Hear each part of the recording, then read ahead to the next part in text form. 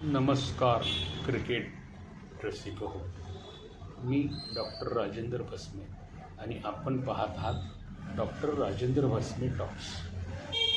रायपूर येथील दुसऱ्या वनडेमध्ये भारतीय संघाने 359 धावांचा डोंगर उभारलेला आहे. दक्षिण आफ्रिकेला या धावा करण्यासाठी 50 षटकांची मर्यादा आहे.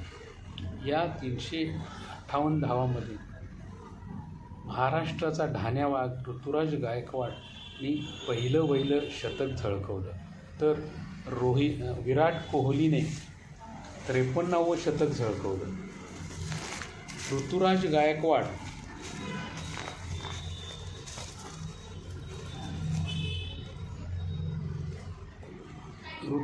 गायकवाडने 83 चेंडूत 12 चौकार आणि 2 षटकारासह 105 धावा जमवल्या, तर कोहलीनं 93 चेंडूत 7 चौकार 2 षटकारासह 102 धावा केल्या.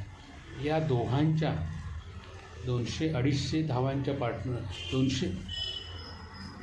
पार्टनरशिपमुळे भारतीय संघाला एवढी मोठी धावसंख्या उभारता आली. त्यानंतरसुद्धा कर्णधार KL राहुल यानेही आपले अर्धशतक झळकवले.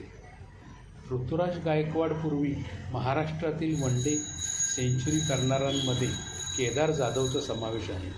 ऋषिकेश कानिटकरला मात्र एकही शतक झळकवता आले नव्हते.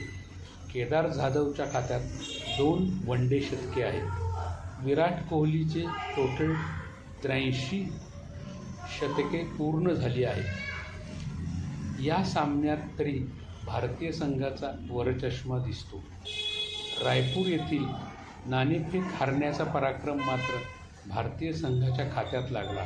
सलग 20 सामन्यांमध्ये भारताला नाणेफेकीचा कौल त्यांच्या बाजूने लागला नाही. धन्यवाद.